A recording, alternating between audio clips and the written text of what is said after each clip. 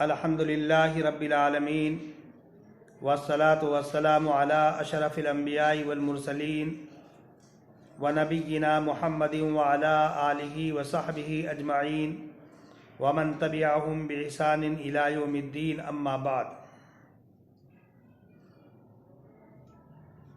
بزرگان محترم،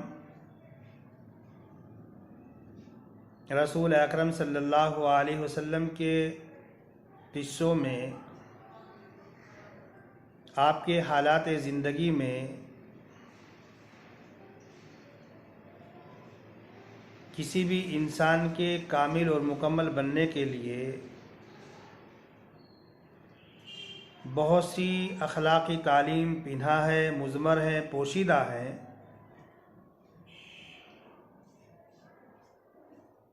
اور ایسی اخلاقی تعلیم اور آپ کے قصوں میں ایسی عبرتیں ہیں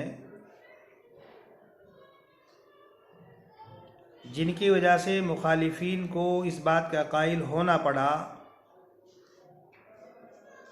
کہ رسول اکرم صلی اللہ علیہ وسلم سے زیادہ بااخلاق دنیا میں نہ کوئی ہوا، نہ کوئی ہے، نہ کوئی زمانے مستقبل میں ہوگا۔ اور وہ لوگ جو اللہ کا، رسول اللہ کا انکار کرتے تھے، اپنی جہالت اور نادانی کی وجہ سے، جب ان کے سامنے رسول اکرم صلی اللہ علیہ وسلم کے قصے اور واقعات کو ذکر کیا گیا تو وہ خیر امت کے اندر داخل ہو گئے۔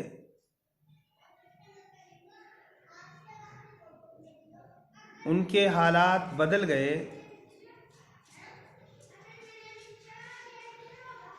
انہی واقعات میں سے ایک واقعہ حضرات علماء نے نقل کیا کہ عید کا دن تھا، رسول اکرم صلی اللہ علیہ وسلم عید کی نماز کے لیے جا رہے تھے۔ راستے میں بہت سے بچوں کو کھیلتے ہوئے، کودتے ہوئے، خوشی کی حالت میں دیکھا۔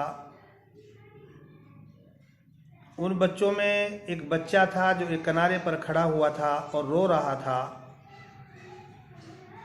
جب رسول اکرم صلی اللہ علیہ وسلم کی نظر مبارک اس بچے پر پڑی تو رسول اکرم صلی اللہ علیہ وسلم اس بچے کے پاس تشریف لے گئے۔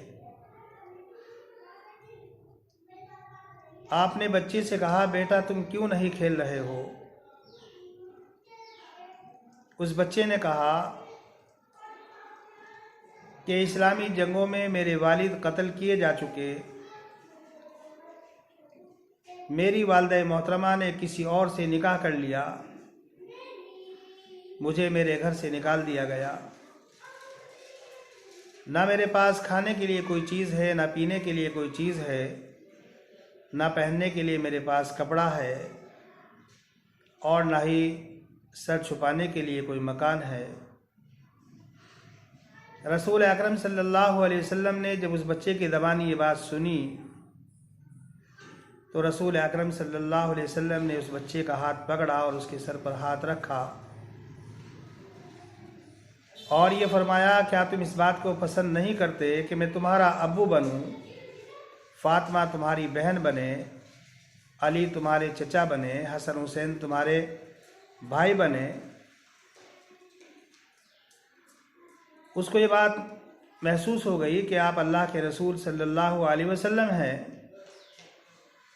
اس بچے نے کہا کہ اللہ کے پیغمبر اس بات کو کون پسند نہیں کرے گا؟ تو رسول اکرم صلی اللہ علیہ وسلم اس بچے کو گھر لے گئے۔ آپ نے کھانا کھلوایا،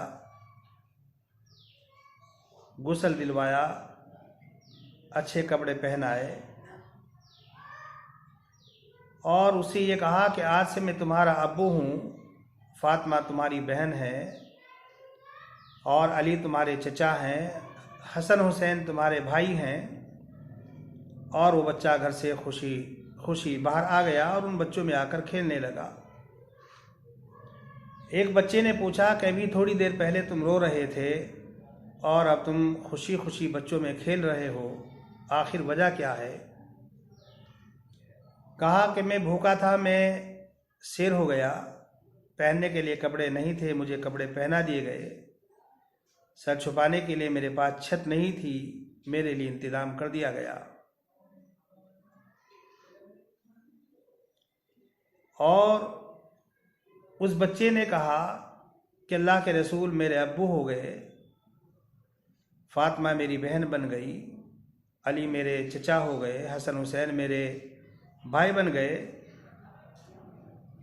تو ان بچوں نے یہ کہا کہ کاش ہمارے ابو بھی جنگوں کے اندر مارے گئے ہوتے اور یہ مقام و منصب ہمیں مل گیا ہوتا۔ حضرات علماء نے لکھا ہے کہ پھر وہ بچہ مستقل رسول اکرم صلی اللہ علیہ وسلم کی گلیوں میں کھیلتا رہا، کودتا رہا، لیکن جب اس کو رسول اکرم صلی اللہ علیہ وسلم کی وفات کی اطلاع ملی، خبر ملی، تو اپنے گھر سے روتا ہوا، بھاگتا ہوا، اپنے سر پر مٹی ڈالتا ہوا آیا اور کہا کہ آج میں یتیم ہو گیا، آج پھر میں دوبارہ غریب ہو گیا۔ بزرگان محترم، یہ تھے رسول اکرم صلی اللہ علیہ وسلم کے اخلاق کریمانہ۔ آپ یتیموں کا، بے سہارا لوگوں کا، مسکین غربا فقراء کا ملجا تھے، ٹھکانہ تھے۔ آپ کمزور لوگوں کے سروں پر ہاتھ رکھتے تھے۔ ایک صاحب نے اللہ کے پیغمبر سے کہا کہ اللہ کے پیغمبر، میرا دل بہت سخت ہے، کوئی علاج بتا دیجئے۔ تو رسول اکرم صلی اللہ علیہ وسلم نے فرمایا، مسکین کو کھانا کھلایا کرو اور یتیم کے سر پر ہاتھ رکھا کرو۔ حدیث پاک کے اندر ایک واقعہ نقل کیا گیا کہ رسول اکرم صلی اللہ علیہ وسلم کے پاس ایک صاحب آئے، تو آپ نے ازواج مطہرات کے پاس خبر بھیجی، کیا گھر میں کچھ کھانے کو ہے؟ ازواج مطہرات نے کہا کہ اللہ کے پیغمبر، گھر میں تو اس وقت کچھ نہیں ہے پانی کے علاوہ۔ تو آپ نے حضرات صحابہ سے کہا کہ ہے کوئی آج جو اس کی مہمان نوازی کرے؟ تو ایک انصاری صحابی کھڑے ہوئے، انہوں نے کہا کہ اللہ کے پیغمبر، میں مہمان نوازی کروں گا۔ اور وہ انصاری صحابی مہمان کو لے کر اپنے گھر پہنچے اور اپنی بیوی سے کہا کہ رسول اکرم صلی اللہ علیہ وسلم کا مہمان ہے، اس کی مہمان نوازی کرنا ہے۔ انصاری صحابی کی زوج محترمہ نے کہا کہ گھر میں بچوں کے کھانے کے علاوہ کوئی چیز موجود نہیں۔ انہوں نے کہا کہ کھانا تیار کرو، چراغ بجھا دو، بچوں کو سلا دو، اور رسول اکرم صلی اللہ علیہ وسلم کی مہمان نوازی کرو۔ کھانا تیار کیا گیا، چراغ بجھا دیا گیا، بچوں کو سلا دیا گیا، اور وہ یہ سمجھتا رہا کہ یہ دونوں بھی کھانا کھا رہے ہیں، لہذا اس مہمان نے سیر ہو کر کے کھانا کھایا۔ جب وہ صحابی رسول اکرم صلی اللہ علیہ وسلم کی خدمت بابرکات میں حاضر ہوئے تو اللہ کے پیغمبر نے فرمایا کہ رات اللہ تبارک و تعالیٰ کو تمہارے فعل سے ہنسی آ گئی، اور اللہ تبارک و تعالیٰ نے تمہاری شان میں آیات نازل فرمائی، وَيُؤْثِرُونَ عَلَىٰ أَنفُسِهِمْ وَلَوْ كَانَ بِهِمْ خَصَاصَةٌ، کہ فقر و فاقے کے باوجود یہ وہ لوگ ہیں جو اپنے اوپر دوسروں کو ترجیح دیتے ہیں۔ بزرگان محترم، آج اسی کی ضرورت ہے کہ ہم اپنی بھوک کو روک کر دوسروں کی بھوک کو پورا کریں۔ آج اپنی ضرورتوں کو کم کر کے دوسروں کی ضرورت کو پورا کرنے کی کوشش کریں، اپنے کاموں کو روک کر دوسروں کے کاموں میں تعاون کریں اور دوسروں کی سیوا اور مدد کریں۔ یہی رسول اکرم صلی اللہ علیہ وسلم کے اخلاق کریمانہ تھے، اور اسی کی ہمیں اور آپ حضرات کو تعلیم دی گئی، اور ہماری اور آپ کی کامیابی کے لیے اسی کو معیار قرار دیا گیا۔ اللہ تبارک و تعالیٰ سے دعا ہے کہ اللہ تبارک و تعالیٰ ہم سبھی کو رسول اکرم صلی اللہ علیہ وسلم کے اخلاق کریمانہ کو اپنانے کی توفیق مرحمت فرمائے۔